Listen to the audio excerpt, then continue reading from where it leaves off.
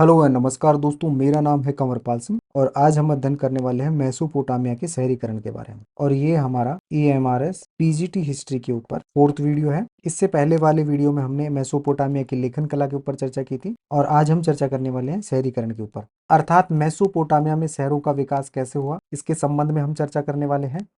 सबसे पहले हम बात करते हैं दक्षिणी मेसोपोटामिया की, कि जो दक्षिणी मेसोपोटामिया है इसमें शहरीकरण का विकास कैसे हुआ। तो देखिए, लगभग 5000 ईसा पूर्व बस्तियों का विकास प्रारंभ हो गया था और इन्हीं बस्तियों में से कुछ बस्तियों ने प्राचीन शहरों का रूप ले लिया। और यहाँ पर जो शहर मिलते हैं मेसोपोटामिया में, वो आपको 3 प्रकार के मिलते हैं। एक ऐसे शहर जो मंदिर के चारों ओर विकसित हुए, उनमें जो प्रमुख नाम आता है उरुक आता है। दूसरे वो शहर आ जाते हैं जो व्यापारिक केंद्र के रूप में विकसित हुए, उनमें नाम आ जाता है मारिका आ जाता है। तीसरे वो शहर आ जाते हैं जिन्हें हम शाही शहर कहते हैं, जिनका निर्माण राजाओं के द्वारा किया गया था, उन्हें हम कहते हैं शाही शहर। और यहाँ पर हम केवल 2 प्रकार के शहरों की चर्चा करने वाले हैं। एक तो मंदिर के चारों ओर विकसित हुए शहरों की चर्चा करने वाले हैं, दूसरा हम यहाँ पर चर्चा करने वाले हैं व्यापार के केंद्र के रूप में जो विकसित हुए शहर, उनकी चर्चा करने वाले हैं। अर्थात हम ये कह सकते हैं कि यहाँ पर हम उरुक और मारी की चर्चा करने वाले हैं। तो सबसे पहले हम चर्चा करते हैं उरुक की चर्चा करते हैं, मंदिर शहरों की चर्चा करते हैं।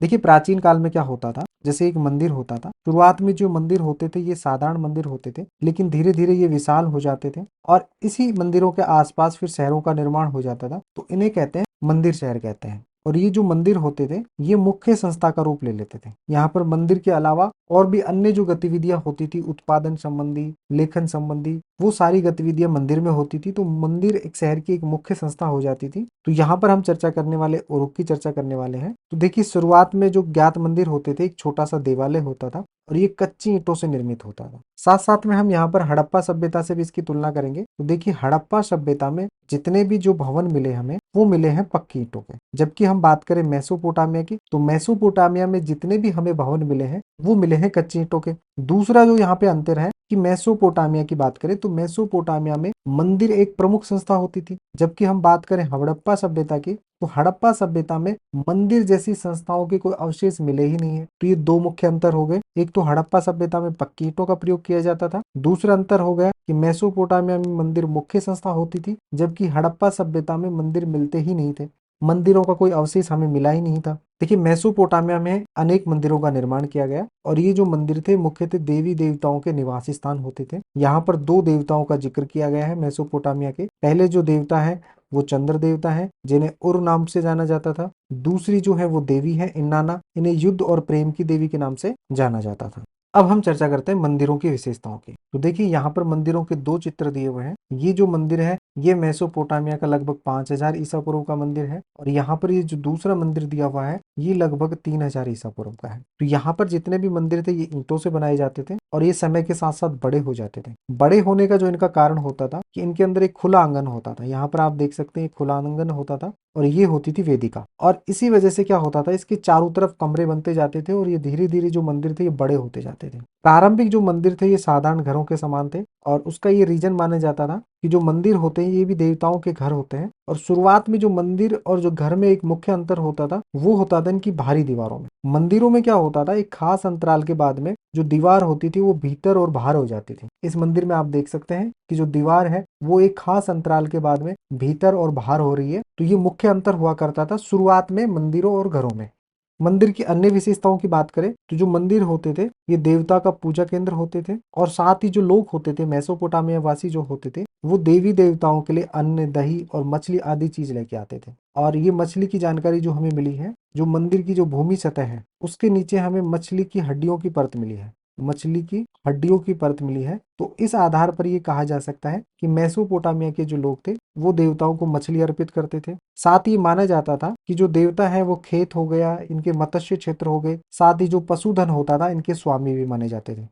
अब ये जो मंदिर है ये धीरे धीरे किस प्रकार से मुख्य शहरी संस्था का रूप ले लेता था उसके बारे में हम चर्चा करते हैं। तो देखिए, खेतों में उत्पादन के पश्चात मंदिरों में अन्य कार्य भी किए जाते थे, जैसे उनका तेल निकालना, अनाज पीसना, ऊनी कपड़ों को काटना और बुनने का जो कार्य था मंदिर में किया जाता था। समाज की सबसे छोटी इकाई होती है घर या परिवार और इससे ऊपर का जो व्यवस्थापक होता था वो मंदिर होता था। मंदिर व्यापारियों की नियुक्ति करता था। साथ ही ये जो अन्न होता है, हल जोतने के जो पशु होते हैं, रोटी, जो कि शराब, मछली, इन सब चीजों का ये आवंटन करता था और इन सब चीजों का ये हिसाब भी रखता था। इस प्रकार के हमें लिखित अभिलेख मिले हैं कि मंदिर से कौन सी चीज आ रही है, कौन सी चीज बाहर जा रही है, इन सभी बातों का आपको अभिलेख मिलेगा मंदिर में। और धीरे धीरे ये मंदिर क्या होते थे, अपना क्रियाकलाप बढ़ा लेते थे और ये मुख्य शहरी संस्था के रूप में एक बड़ा स्थान ग्रहण कर लेते थे। लेकिन इन मंदिर नगरों में कुछ समस्याएं भी होती थी। उन समस्याओं की बात करें, इन संकटों की बात करें, जिनमें से कुछ प्राकृतिक थे तो कुछ मानव निर्मित थे। सबसे पहले हम बात करते हैं प्राकृतिक की। देखिए, जो उरुक नगर है ये फरात नदी के किनारे बसा हुआ था, तो कई बार क्या होता था कि फरात नदी में बाढ़ आ जाती थी, तो ये एक मुख्य समस्या हुआ करती थी।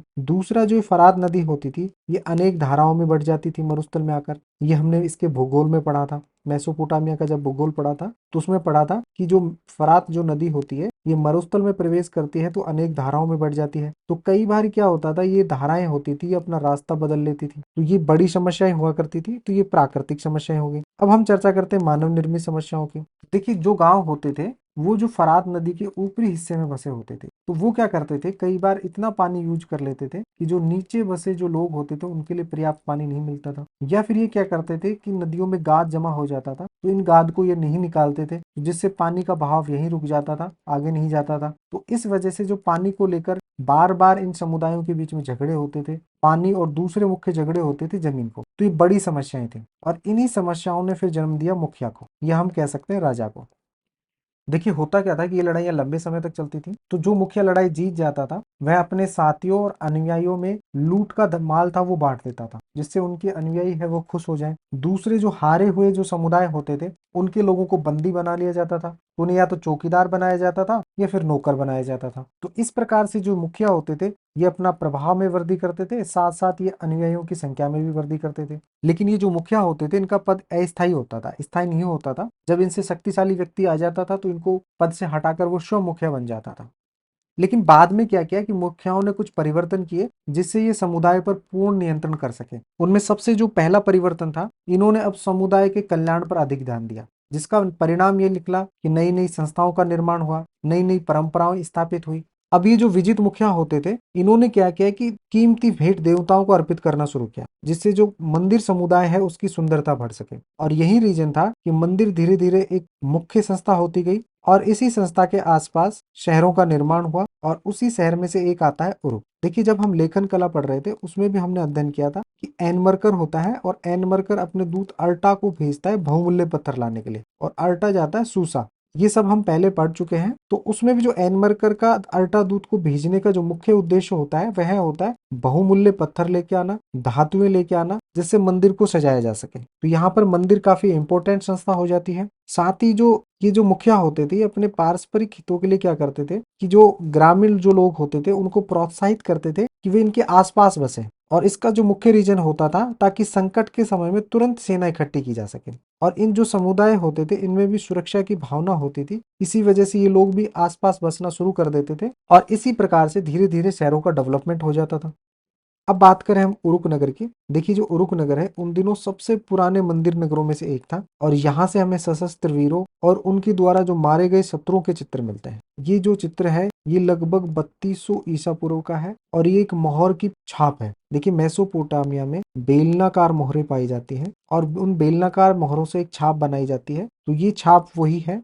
इन मोहरों का अध्ययन हम आगे करेंगे। तो यहाँ पर आप देख सकते हैं कि ये एक विजित मुखिया होता है और इस मुखिया के हाथ में एक भाला होता है। इसके आसपास जो इसके हारे हुए शत्रु होते हैं जिनके हाथ बांधे हुए हैं और ये व्यक्ति है इससे प्राणों की भीख मांग रहा है। और ये जो सेम वेशभूषा है आपको इस पत्थर की मोहर पर भी मिलेगी। यहाँ पर इस मुखिया के दो चित्र दिए हुए हैं एक ही मुखिया के। यहाँ पर जो नीचे वाला रूप है इसमें आप देखेंगे कि धनुष बाण लेकर शेर की तरफ आक्रमण कर रहा है और ऊपर वाले आप चित्र में देखेंगे कि इसने अपने भाले के द्वारा उस शेर को मार दिया है। तो यहाँ पर ये जो पत्थर की मोहर पर बना विजेता का जो चित्र है और साथ ही जो बेलनाकार मोहर की जो छाप है इस पर बनी जो विजेता का जो चित्र है, तो इतिहासकारों का मानना है कि ये जो दोनों चित्र हैं, बेलनाकार मोहर की छाप पर बना चित्र और इस पत्थर की मोहर पर बना चित्र, ये दोनों एक ही विजेता के चित्र हैं, जो मेसोपोटामिया के बारे में हमें बताते हैं कि किस प्रकार से जो मुखिया होते थे वो अन्य समूहों पर हमला करते थे और लूट के माल को बांट देते थे अपने अनुयायियों में और जो लोग शत्रु होते थे उनको बंदी बना लेते थे। अब बात करें उरुक नगर की, तो देखिए पुरातात्विक सर्वेक्षण से पता चला है कि लगभग 3000 ईसा पूर्व जो इसका क्षेत्रफल था वो 250 हेक्टेयर। लेकिन इनके मुखियाओं ने अन्य समुदायों पर आक्रमण किया तो दर्जनों छोटे छोटे गांवों को इन्होंने उजाड़ दिया, बड़ी संख्या में आबादी का विस्थापन किया और लगभग 2800 ईसा पूर्व में इसका जो क्षेत्रफल है वो 400 हेक्टेयर हो गया। लगभग 200 वर्ष के अंतराल में इसका जो क्षेत्रफल है वो दोगुना हो जाता है और ये जो सिंधु घाटी सभ्यता का एक प्रमुख नगर होता है मोहनजोदाड़ो, उससे भी दुगना हो जाता है। साथ ही जो उरुक नगर है इसके चारों तरफ एक सुरक्षा प्राचीर हुआ करती थी और उरुक नगर का जो अस्तित्व रहा ये 4200 ईसा पूर्व से लेकर 400 ईस्वी तक रहा। लगभग 4600 वर्षों तक इस शहर का अस्तित्व बना रहा। उरुक नगर में क्या होता था कि राजा होते थे, वो जो युद्धबंदी जो स्थानीय लोग होते थे उन्हें मंदिरों में और शासक के द्वारा जो प्रधान किए कार्य होते थे उनको करने पड़ते थे। यहाँ पर एक शर्त होती थी कि कृषि कर आप चाहे मत दो, लेकिन आपको काम करना बहुत ही अनिवार्य होता था और काम के बदले में आपको अनाज दिया जाता था। और इनकी जानकारी मिली हमें मिट्टी की पट्टिकाओं से। हमें सैकड़ों राशन की सूचियां मिली हैं जिनमें उन व्यक्तियों के नाम लिखे हुए हैं और आगे उन्हें जो राशन वितरण किया गया है उनकी सूचनाएं दी गई हैं। देखिए मेसोपोटामिया में सैकड़ों मंदिर हैं, उनमें से एक मंदिर की हम बात करें तो लगभग 1500 आदमियों ने लगातार 5 वर्षों तक 10 घंटे काम किया, तब जाके एक मंदिर का निर्माण हुआ। तो यहाँ पर हम ये बताना चाहते हैं कि मंदिर का निर्माण काफी लंबे समय तक होता था, तो लोग मंदिर के आसपास बसना शुरू कर देते थे और यही वजह थी कि मंदिर नगरों का निर्माण हो जाता था, अर्थात मंदिर के चारों तरफ नगरों का निर्माण हो जाता था।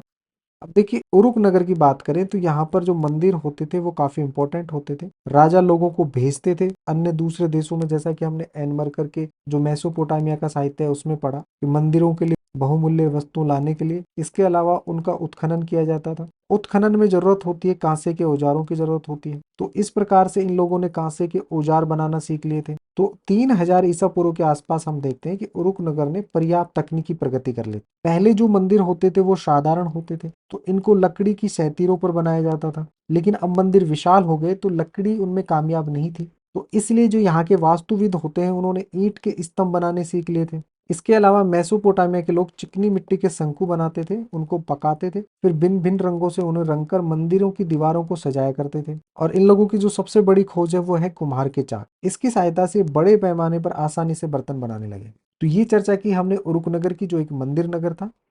अब हम चर्चा करते हैं मारी नगर की जो एक व्यापारिक नगर है, और ये व्यापारिक नगर एक पशुचारक क्षेत्र में बसा हुआ था। आप नक्शे में देखेंगे तो ये मारी नगर है और ये जो फरात नदी है इसके ऊर्ध्वाधर में बसा हुआ है। ऊर्ध्वाधर का मतलब होता है वर्टिकल बसा हुआ है, और यही वजह है कि खेती से ज्यादा यहाँ पर पशुपालन ज्यादा अच्छा माना जाता था। इसी के उत्तर में स्टेपी घास के मैदान है जो पशुपालन के लिए अच्छे माने जाते थे, और यहीं पर पशुचारक रहते थे।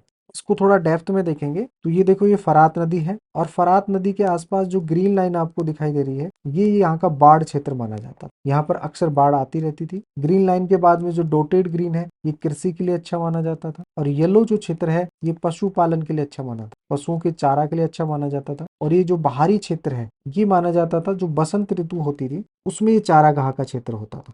इस प्रकार से हमने देखा कि जो मारी नगर है ये खेती से ज्यादा पशुपालन के लिए अच्छा माना जाता था, पशुपालन के लिए अच्छा माना जाता। लेकिन इसका मतलब ये नहीं है कि यहाँ पर खेती नहीं होती थी, यहाँ पर खेती होती थी और नगर में मुख्यतः किसान रहते थे और नगर के बाहरी क्षेत्र में पशुपालक रहा करते थे। तो यहाँ पर हम पशुचारक क्षेत्र की बात करें मारी की, तो देखिए मारी में किसान और पशुचारक दोनों ही प्रकार के लोग रहते थे और ये एक दूसरे के ऊपर निर्भर हुआ करते थे। क्या होता था जब पशुपालकों को अनाज या लोहे के औजार की आवश्यकता होती थी तो ये अपने पशुओं के पनीर, चमड़ा, मांस के बदले ये चीजें प्राप्त कर लेते थे। साथ ही जो पशुओं के गोबर की जो खाद होती है वो अच्छी मानी जाती थी, किसानों के लिए बहुत ही उपयोगी होती थी खेती करने के लिए। तो इस प्रकार से ये दोनों ही किसान और जो पशुपालक होते थे ये एक दूसरे पर निर्भर हुआ करते थे, लेकिन फिर भी इनके बीच में कई बार झगड़े हो जाते थे।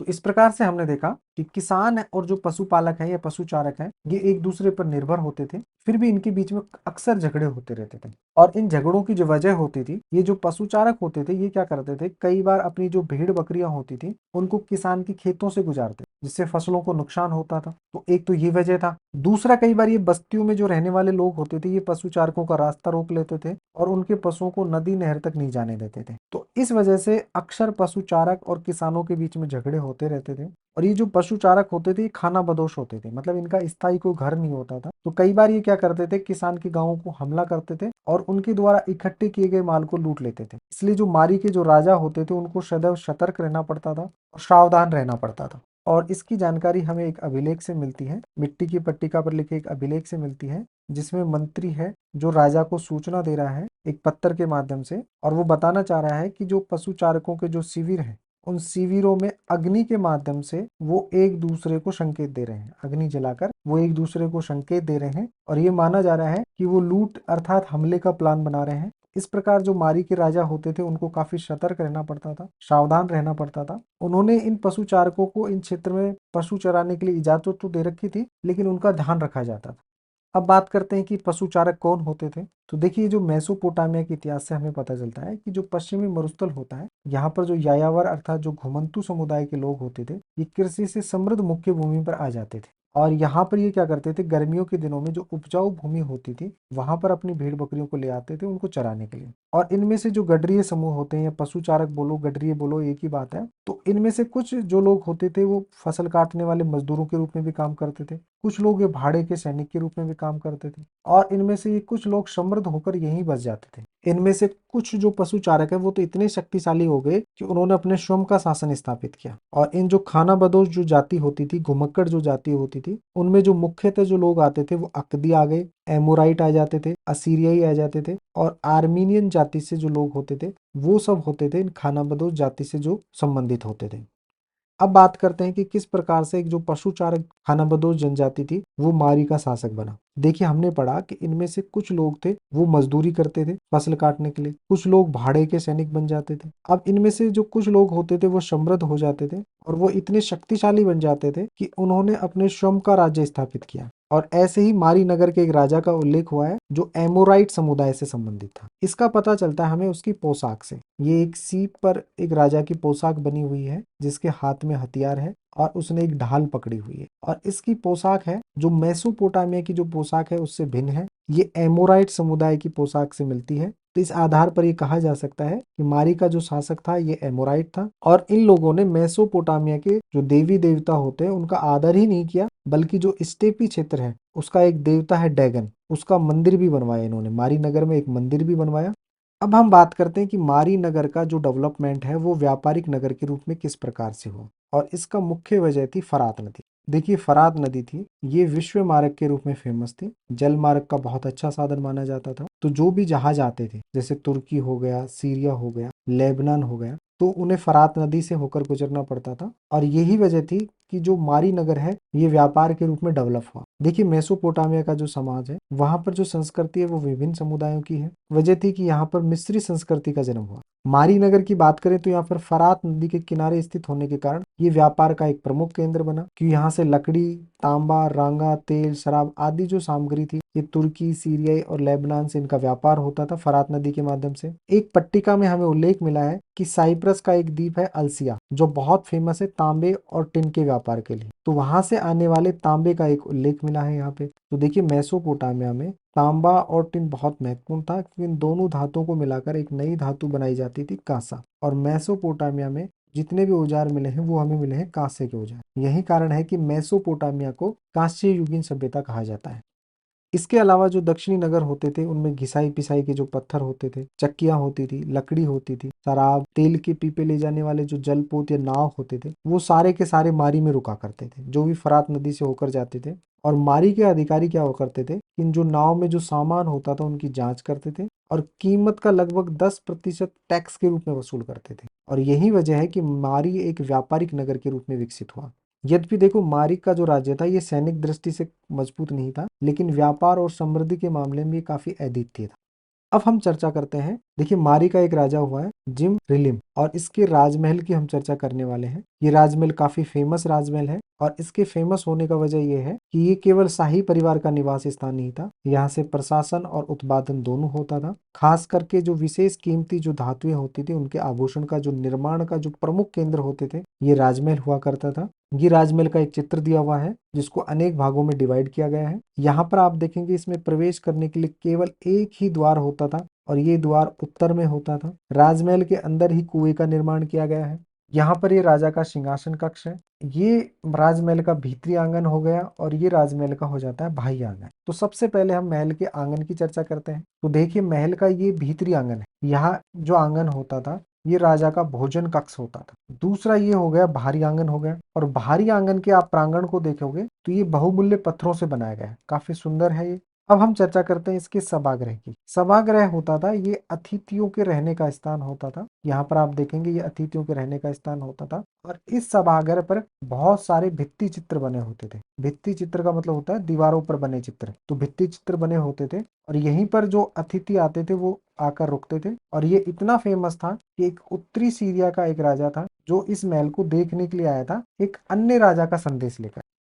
ये जो राजमहल है ये 2.4 हेक्टेयर के क्षेत्र में फैला हुआ था, और ये इतना विशाल भवन था, इसमें 260 कक्ष बने हुए। यहाँ पर आप देखेंगे कि लिपिकों के जो बाबू होते हैं उनके कार्यालय होते हैं, उनकी बेंच दी हुई है, मिट्टी दान दी हुई है जिनमें पट्टिकाएं रखी जाती थी। ये भवन का रसोई घर है, और यहाँ पर ये शौचालय और स्नान गृह जैसी व्यवस्थाएं हुआ करती थी लगभग आज से 2000 ईसा पूर्व।